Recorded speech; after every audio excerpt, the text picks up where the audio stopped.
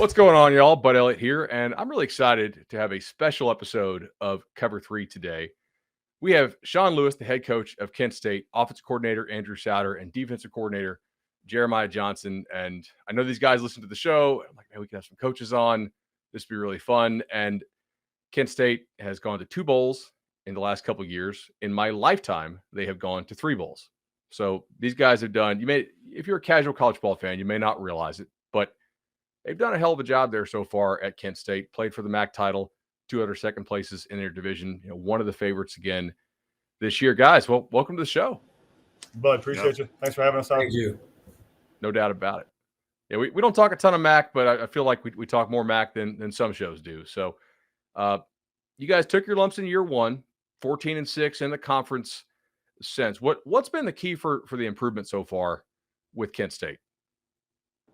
I really think it's just been the consistency of our kids and the work that they're putting in, Bud, right? We've been able to have some continuity and consistency offensively, bringing JJ on board this year defensively. But, the consistency that the work that the kids have put in, these guys have done an unbelievable job buying into our vision, buying into our plan, doing things our way, and then, building and growing off of that. Staff's done a great job putting a fence up around the state of Kent and in the area that we identify, as our major areas for talent acquisition, and keeping those guys home and flipping the roster. And then again, just developing those guys because of the resources that we've poured into the player development area and building this thing up. No doubt about it. All right. So you guys are sit at 1-3 on the season, which record, not so great, but also let's take a look at who you've played. And it's, Washington at Oklahoma and at Georgia, 3 road games there. I just want to get y'all's reaction. When you saw the schedule, what did you think? Let's go. Anyone, anytime, anywhere. It's news for other people, and obviously lots been made about it, but it's what we've done each and every single year since we've been here. So let's go make some hay. Let's go get tested. Let's go learn about our team. Let's go get tested so we can know who we can trust, and let's go get it on. Yeah, I would just add that we've known about it for a long time. So we've had some time to mentally prepare for it and get ready for it. But like Coach said, we do this every year. Our guys have played in some big environments. We've been to Penn State, we've been to Texas A&M, Iowa, Ole Miss. So it wasn't really anything really new for our guys. From a recruiting standpoint, are you able to sell that as well? Hey, we will go, like, if you're good enough to play in the NFL, we will showcase your talents against guys, who are at the very top of these power conferences? Yeah, absolutely. Right. I mean, everyone wants to see good on good, best on best. Right. And so whenever NFL personnel comes through, I mean, those are the games that they point to, and they want to see how guys produce in those moments. So it's a great stage, for our kids, and obviously for everyone that gets recruited, that's the ultimate goal. And they want to know what that path looks like at your program. So we're able to paint a pretty clear picture about what that is here at Kent State. If you guys haven't watched Kent State at home, I really enjoy watching their offense. Andrew, how would you guys describe, what you guys run? Where we've evolved in the last few years is we do a lot of shifts and motions. So you're still going to get the wide splits. You're still going to get the tempo. We're still going to throw it all over the yard. But we've ran the ball really well here the past couple of years, and we do it in a lot of different ways. That's interesting. You say I had to adapt to the personnel, obviously. Playing the teams that you've played so far, entering the year, how are you trying to work in the new pieces on offense? Because you obviously you lose Crum, you lost Johnson, you lost Abram outside, and yet y'all are still top 10 in the nation in passes to outside receivers so far, like on a percentage basis. So what was your plan to work these guys in against such a unique non-conference schedule? Yeah, I think our quarterback play has been solid. We had Dustin Crum the past few years, and he was a multi-first team all-conference guy, and now we've got a guy named Colin Schley who's coming up, and he's been in the system for a few years. So he's been in the system. Coach Lewis has done a great job developing him, and he's come in, and we haven't really skipped a beat at the quarterback position. But we filled in some good receivers. Dante Cephas has been here for a long time. He's picked up where he left off last year. Devontae Walker is a kid that played a little bit for us last year as a freshman, and he's really stepped up, had a great game against Georgia. So feel really good about our guys outside, and it's some new names, but it's guys that have been here and put in the work behind the scenes, and now are seeing the fruits of that work. Are there spots on the roster that, just given that you guys have played, right, that you think you know what you have, but maybe you don't know what you have as far as against MAC competition? Yeah, I think one of the big question marks going into this season was our offensive line. We've got some young guys there, and they've really stepped up and played well. And we've played some really good D linemen, some really good rush ins, and they've done a good job holding their own. So it's been good to get those questions answered. And obviously, we're really battle tested now going into the MAC, and some guys have stepped up. And to your point, only 66th in the country in pressure rate allowed, which again, if you're a MAC school playing Georgia, Washington, Oklahoma, that's pretty nuts considering you're not playing with the lead all that often in those ball games.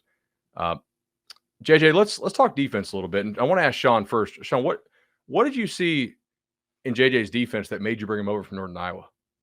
Yeah, I mean, the first thing that I learned about JJ before we even dive into the structure of it all was just the caliber of human being that he was, and the way that he cared for his guys and the longevity and the consistency of success that he had when he was at Northern Iowa. So that first drew me to him. And then also what I really liked schematically was that it was really a positionless defense, so to speak, right? You could attract all these different body types. You could deploy them in a different manner, and you could play with how you're going to fit things out and some of the chaos that you could dictate and cause. And, that's been what we've been able to do. He's done a great job limiting the explosive plays. He'll be the first to tell you that we got to play better. We all know that. And I know his standards are incredibly high, but each and every single week we've gotten better and better and better against quality opponents. And I continue to look forward to that growth as we continue to go. To your point, so you guys allowed 45 to Washington. I mean, like they put up 40 on Stanford and 39 on Michigan State, right?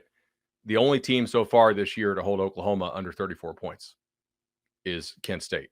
And also, I think the only team, do we really count what they did against Stanford? Because the Stanford coach is the first guy to hire Kirby, and they totally called the dogs off in the second half. It was sort of a respect thing, I think. But the only FBS team to hold Georgia under 40 so far this year. So if you look at the common opponents and who these teams have played, some of the surface numbers may not show up, but like my advanced stats say Kent State's defense has taken a major step forward. JJ, particularly in the explosive play area, is that an emphasis for you? How are you guys limiting these explosive plays? Because last year it seemed like there were quite a few explosives hit on Kent State. Yeah, yes, it's definitely a point of emphasis.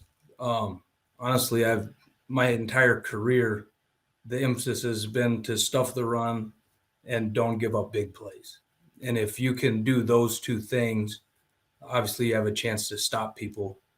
And we've given up more explosives through 4 games than we need. And hopefully as we continue to push forward and the kids understand what we're trying to do, those numbers will drop immensely, as well as, points allowed. I don't care how good the offense is. If we give up 45 and 33 and 39, we're not going to win. So we've got to get better. It doesn't matter who we play. For sure.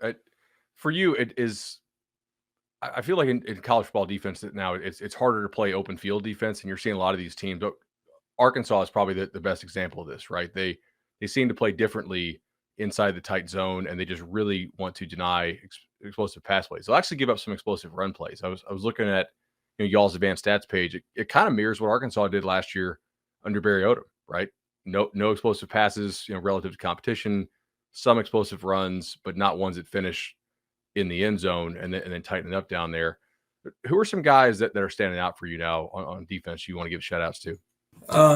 Nico Bolden has probably been our most productive guy through 4 games. And he plays a position really that allows him to be productive. DJ Miller and Montre Miller are 2 corners. I've been really, really pleased with the way they've played over the course of 4 games.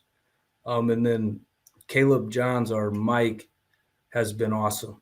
Like he's tough, he's smart, he's fast, physical. He's really been a catalyst for what we've been able to do so far. But like I said, we've got a long ways to go. No doubt about it. So as you guys come up on the MAC season, you made the MAC title game last year. It didn't go your way, but really one of the most consistent teams in the MAC over the last 3 years with 2 seconds and a first in the division. I thought the MAC showed pretty well the last 2 weeks, right? Eastern Michigan goes and gets an update or gets an upset over Arizona State. You got Miami, Ohio going beating Northwestern. What are sort of the challenges you see in this year's MAC as far as some of your advanced scout stuff you guys have been doing? I mean, I think the biggest thing is you got to get into it and you got to learn how people are going to play it when you get into the league, right? Everyone has the same kind of battles when it comes to the non-conference play and playing out of schedule and the way that they management. You know, everyone has a little bit different philosophy about that. There's been quite a bit of changeover in talent when it comes to the players and the coaches, the way that some things have moved around and shaked, right? So you got to learn the new pieces. So some faces are very, very familiar, right? Like going in this week with Ohio, with Rourke, the quarterback, we know him pretty intimately. JJ is going to learn about him with his first time going against him, but we've seen him over the years, right? So you talk in shop about what those pieces are able to do, but then, everyone's moving around. Like that's kind of the era of college football that we're in right now, players and coaches alike. And so you got to see how those pieces settle in and how then they're going to go get deployed and utilized when you get into conference play. And I think that's what makes the league so exciting is that, hey, who can play the most consistent, who can be the most disciplined, whether it's a Saturday night here in October or Saturday evening in October, all the way through to who can be focused and locked in come Tuesday, Wednesday, Thursday action in November as you ride this whole thing out. You mentioned figuring out how teams are going to play once they get into their conference slate. Internally, is that something you guys have to balance? Like we want to run our stuff, we want to rep our stuff. Is what we do in the conference season really, does that give us also the best chance to win, the non-conference games you guys mentioned? And do you think y'all's approach varies from the approach of some other schools? Like, or do you think some schools save it all for conference season in your league? Maybe not naming names, but you notice big time differences? I think each program kind of has different philosophical, ways that they attack it. For us, I'd be hypocritical to say, hey, we're going to go handle these games a certain kind of way and then these other games a certain kind of way. Like kids are really, really smart and they're going to pick up on that. And you can't tell them one thing and then go do another, right? And then you stand in front of them and you tell them, hey, what you do speaks so loud I can hardly hear what you say. Well, they'll turn back and look at you like, Coach, well, hold up, time out. Like, why are we doing this when we say that? So, we go after each and every single one, and we talk to our kids all the time like, we're going to go get in a fight. And as long as we got reason to fight, we're going to fight all the way through, and we're going to fight to the finish. And so our kids have done that. They've responded to that in all the years that we've been going and attacking this non-conference deal. And then because we get great quality reps at who we are and running our stuff against quality opponents, so it's kind of like, when you're a little kid, we were kind of talking about, our little ones, Bud, before we jumped on here, right? Like you put that donut on the bat and you hack it around a little bit, and then, you get really good at it. So then you drop the donut off and you feel like you can rip that thing pretty good once the donut comes off the bat, so we want to go get after it and then, attack the league because we've gotten great quality work, outside the league prior to jumping into it this week against Ohio. Did you guys get out okay health-wise through those Yeah, 4 we're games? good. We're in a great spot. We lost one kid who's really a glue guy, our special teams captain. Isaac Vance is going to be down for the year, but he was unfortunately the only one. We got normal kind of wear and tear, bumps and bruises from 4-quarter football games, against, Power 5 opponents. But again, our kids are resilient. They're warriors and they embrace it, and we'll take care of them through the week so that they can be right for game day, and we'll go get after it again. Andrew, Sean mentioned the different kind of looks you get in these games. The one that just going through y'all's offense in prior years versus what you've seen so far this year. You guys have faced a lot of man coverage so far. Actually, top 20 in the country in terms of man coverage faced. I assume you would like to see that trend continue in the MAC, but it probably won't, just given the type of DBs everybody has. How do you prep for something you're going to see so much differently in conference season compared to the amount of man you guys have seen so far? Yeah, I think anytime you're playing up a level, you're going to see a lot of man. And that's really, that's what Georgia does against everybody. So Yeah. They're going to play a lot of man. Oklahoma is going to play a lot of man this year with what Venables did at Clemson. So we knew that going in. And again, we know every time we play Power 5 teams, we're probably going to see quite a bit of it. So that's something we're preparing for all off season with press releases, press technique, all that kind of stuff, all kind of man technique. Because what we tell our receivers is if you can beat press man against Oklahoma and Georgia, you can get it open against any sort of coverage. It's much harder to get open against man than it is zone. So we are probably going to see a little bit less man as we get into the MAC. We've got to do a really good job sitting in open space and being right with our choices, especially in the slot, because we have a lot of field routes like that. So we've got to do a good job once we see that. But again, if you can beat man against some of the caliber DBs that we've been seeing, then you should be all right the rest of the year. No doubt about it. Do you feel like Schlee is coming along well as far as finding those guys in the zone and the chemistry they have? I assume you rep against a lot of zone in your practices. Yeah, we do. He's doing a good job. One thing he's really good at is breaking the pocket. We've got some play action stuff with him that's been really good. And when he starts scrambling around, we've done a good job of working our scramble rules. So, so far. Awesome. JJ, you guys run a lot of zone anyway, so I assume that will probably stay. I mean, without giving away your trade secrets, I assume that's something you guys are going to try to emphasize as well in conference. What do you feel like your kids are playing at a level of confidence right now that they can go and continue the defensive success that if you look at the opponent adjusted stuff, obviously it says they've had so far? Yeah, I mean, I do. I think that ultimately the best thing that happened through the first 4 weeks is our kids have felt themselves at times compete against some really, really high caliber dudes. And so they know, what the stuff that they're doing is working. We just have to be able to string it together for 4 quarters instead of, a couple of good series here or what have you. We played a really good first half against Oklahoma, and then we kind of ran out of juice a little bit, and that snowball got big. But the kids know when they execute and they play with great discipline that they can stop anybody in the country. At least that's what they think, and that's what I want them to think. And so they've figured out that when everybody does their job, our stuff is pretty good. Is there a spot on your defense that maybe has played okay or decently, but you feel like if they're still coming along, and if they take that step up, your defense can go from taking a step forward to maybe a big step forward, over what it's been in the past couple of years? Well, I mean, this is going to probably not be what you want to hear, but all 3 levels we need to get. Sure. We're not making enough plays, honestly, for us to be an elite defense, which is what we want to do. We need to do a better job affecting the quarterback. And we did finally get a couple of takeaways last Saturday.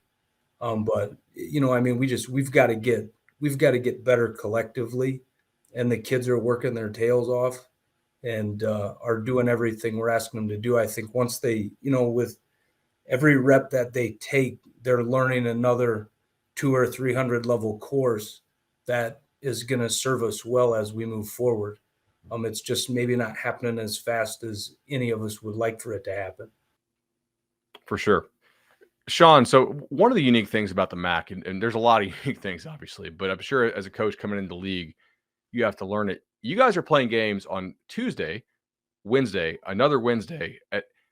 There's a lot of games being played that are not on normal days, and there's the whole fan conversation. Like, is that good for the fans? Like, your fans at home get to see you, but like it may be tougher for some people to travel, to see a Tuesday ball game. But from a prepping your team standpoint, what did it take you a long time to get used to being able to do that? What are some of the things that you guys do to make sure you're prepped for those games that are on kind of non-traditional days, shall we say?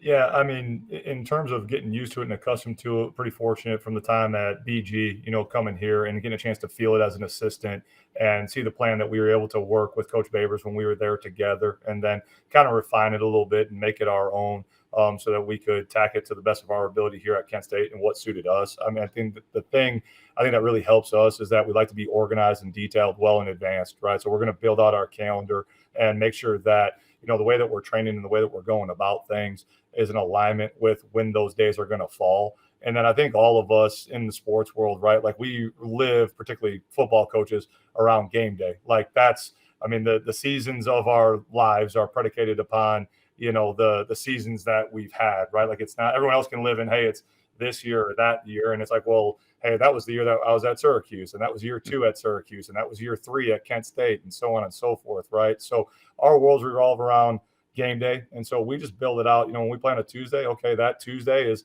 like a Saturday. So Monday is like a Friday. And at that point in time, thank goodness for all of our wives that take care of our children, because I'll be leaving and, it's Saturday morning and she's getting ready for, flag football, and I'm rolling out and thinking that it's Tuesday. Like, why is everyone home? How come you guys aren't away at school or whatever the case might be? She's like, well, because knucklehead, it's Saturday morning, and in your world it's Tuesday, but for the rest of reality, it's Saturday. So go have a great day. And that's the way you go about it, right? And so again, you just got to be smart about it. You have to be detailed. You got to lean on smart people. And fortunately, with like our strength and conditioning staff and our sports medicine people, and the GPS data that we have and the resources that are at our disposal here at Kent State, we can then build out, okay, hey, is it a normal 7-day workday in between those games when we go from Wednesday to Wednesday, or do we have an extra day as we transition from, like, we got a 10-day bye built in. All right. And so we'll be able to look at where we're at, what the data looks like, what our analytics are telling us on how we need to best utilize those days to get good, productive work, and not just be working to work because we have those extra days, but, be purposeful and be productive and be efficient, within that time, so we can go be our best on game day, because that's the day that matters. For sure. And looking at the schedule, it appears you guys don't have any short rest games this year, Right. thankfully, which is I guess the real, if you have to play like a Friday, Wednesday, that's a tough turnaround, obviously. So from a coaching perspective, I mean, you guys have faced the toughest schedule in the nation by far. If you could, I would like, to, first of all, I do hope people watch more MAC games after listening to this. And I think y'all's matchup against Ohio could be really exciting this weekend. I mean, Rourke's pretty good player. And like, I know they had a challenge with their FCS game this weekend, but they could certainly score, and even moved it on Penn State some. What, Andrew, I'll start with you. What did you see, from Washington and Oklahoma and Georgia? I guess we'll start Washington. We'll bounce back and forth between you and JJ, and then we'll do a little Oklahoma, a little Georgia, just to kind of give the fans at home a perspective of, what you're seeing in those teams from a coaching perspective when you watch them and when you played them. Yeah, starting with Washington, the biggest challenge was they're a new staff. So you're watching Fresno State tape, watching a little bit of Washington with their personnel, watching the spring game. So putting that puzzle together is a challenge. But obviously they're playing really well. The new coaching staff's doing a phenomenal job. That's a really good staff who's won a lot of ball games at a lot of different schools. So we knew they were going to be well coached. They're extremely sound, and they came out and played really well against us, and they played well all year. But personnel-wise, I felt like their D-line was really good. They've got big pluggers on the inside of the D-line, and they have 3 edge rushers that can come off the edge and make plays, and they're extremely deep up front. So that was the first thing that stood out, on tape and in person, and have a lot of really good experience on the back end. I thought both their safeties were really good players and big guys. So they played well. Again, really well coached. You can tell they've flipped that culture quickly, and those guys are playing well. JJ, from your perspective, I assume the Washington scout might have been even more difficult, just given that their offense is so drastically different than it was last year. Did you watch much Washington tape from last year? And if so, just was it personnel focused, I guess? And how did you go about prepping for what DeBoer runs on offense there? We watched primarily Fresno State film, and then we watched some Indiana film to figure out what Penix was. But they were we watched their spring game too, and they made, and hopefully people would say that if they watched our spring game defensively too, but they made huge improvement from the spring to the fall. Like their wide receivers, I thought were really good the day that we played them, and they didn't look awesome in the spring, those guys were really good, and their offensive line did a nice job against us too. Nice. Yeah, I remember the Polk kid they got. I think I told this story on Cover 3, but before I was at 24/7, I was at Houston Nike camp, and this Polk kid was dominating, and he didn't have much junior film. And then I think he had a collarbone or a knee or something senior year, and so he ended up kind of going a little under recruited and then transferred in there. They've been scoring points on pretty much everybody this year. I don't think the whole their receivers were good against us is unique to you guys. They seem to be really good against Michigan State and Stanford this weekend as well. Andrew, offensively, Clemson running a new scheme as well this year on defense. For you guys, I assume, like JJ said, you watched a lot of Clemson. What did you see as far as how much Clemson style stuff Oklahoma's been able to run so far this year? Yeah, again, new staff, so we had to watch a couple different teams. But when you watch Clemson last year, Venables had been there for a long time. They had a really veteran defense, and so they were doing everything. I mean, all kinds of exotic pressures, moving guys all over the place. And with this being his second game at Oklahoma, you didn't quite see the variety of pressures and coverages that he did at Clemson. They simplified a little bit, but they play really hard and obviously have a lot of talent at Oklahoma. And obviously Venables is a phenomenal defensive coach. They're doing a good job there. But the differences again are just they simplified a little bit, but they're playing really fast. You know, a guy that stood out for Oklahoma was Billy Bowman. I was incredibly impressed with him. Really good safety, really good open field tackler, and you know, made a ton of plays against us. Did you see Kansas State being able to after having played Oklahoma? Were you surprised Kansas State was able to have the QB run success that they were, and kind of able to push around Oklahoma's front? Yeah, I didn't get to watch much of that game, but I think it surprised me a little bit. I mean, those guys were pretty stout up front. You know, Reggie Grimes is a DN that's played really well for them. He's a really good pass rusher. But I mean, you got to give credit to Kansas State. That's kind of who they always are. I mean, they're going to run the ball really well. They're a very tough physical team. So I don't want to say it was a huge surprise. And I know Kansas State's played really well against Oklahoma the last 4 or 5 years. But those are two good football teams. JJ, obviously, I think you're a little more familiar with Oklahoma's offense than Andrew was with Venables' defense. Probably just having faced. Is it fair to say that they run something similar to what you guys run offensively? I would say it's identical to what we run. You know, they are like Marvin Mims is different. He's really, really good. We probably turned him into an All-American in one night. And their tailbacks I thought were really good too. But we were able to, a lot of the things that we did in the spring and that we did in fall camp, as we were playing against our offense every day, we were able to carry over into that plan, which probably helped us. And then obviously they made better adjustments as the game went than we did, because they scored most of their points in the second half. For sure. No, that first half you guys had was incredible against them.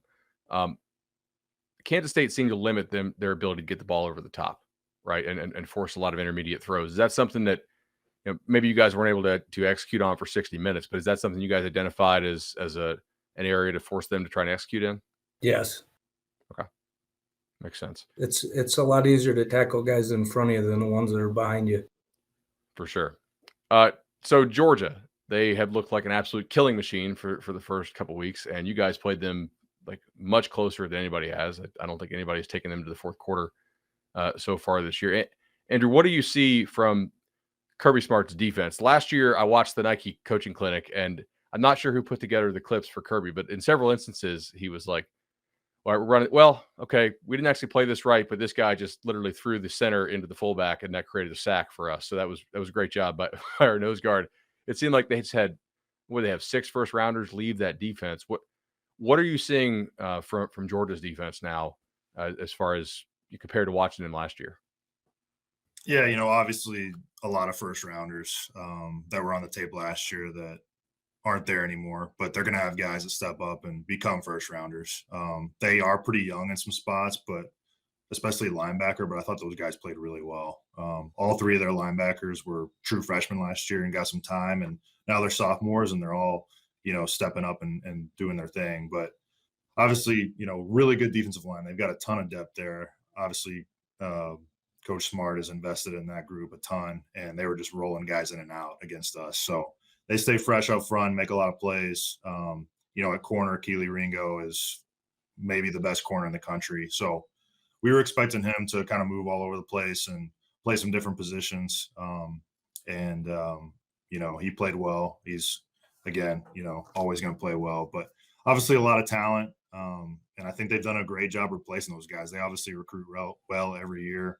And the thing about Georgia, they've got the talent, but they also play really hard, and they don't make mistakes. They don't bust coverages. They don't give you a ton of explosive plays. They didn't give up a rushing touchdown all year until our game. They gave up 3 all of last season. So you got to fight for everything with those guys. Talent and great hustle and good coaching seems to work pretty well. JJ, it seems like through 3 games, Georgia had just schemed guys wide open against everybody. How were y'all able to? I mean, first of all, I assume what were you seeing in your prep, and then you guys did a nice job of not allowing not allowing created busts against them for the most part, or at least if you did, they didn't capitalize on them, or I didn't see them on the TV copy. What were you seeing out of those guys? Well, they run about every different play in football that you can run. They have a lot of offense. They have a lot of different presentations in terms of how they're getting to it with motions and things like that. But it's the same thing really for us. Is we knew we couldn't let them get behind us, and they had a couple of wide receivers that were injured, that probably did have the ability to get behind us. But our kids did a good job, honestly, of executing that part of the plan. The second play of the game, the tight end took a jet sweep about 75 yards for a touchdown. So that's where they got a big share of their rush yardage was really on that one play. And then they popped a couple of other runs. Their backs are really good and big. And, we didn't clamp and, accelerate our feet on tackles a few times and probably gave them a few yards that they didn't deserve that way, or that they didn't need to have. All right, so our listeners at home will appreciate this one, especially our Georgia listeners. I've been not as big of a fan of Stetson Bennett as some people have. How wrong am I about this, and what makes him tough to defend? He's a baller. He's got moxie. He's confident, like really confident, and he'll stand in the pocket I think they're good enough up front that he can feel pretty confident standing there. Like, it's hard to get to him. It's really hard to get to him. And, they kind of worked us in the throw game to the boundary a little bit.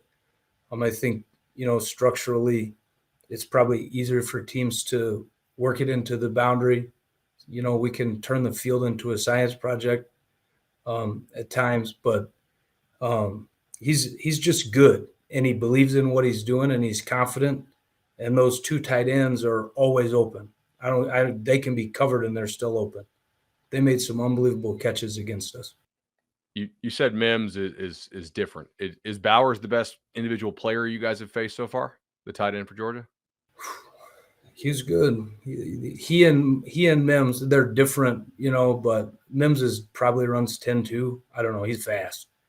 And we had a hard time keeping up with him. And Bowers is big and fast and has tremendous ball skills, and he'll block your face off. Like, he's the whole package, I would say.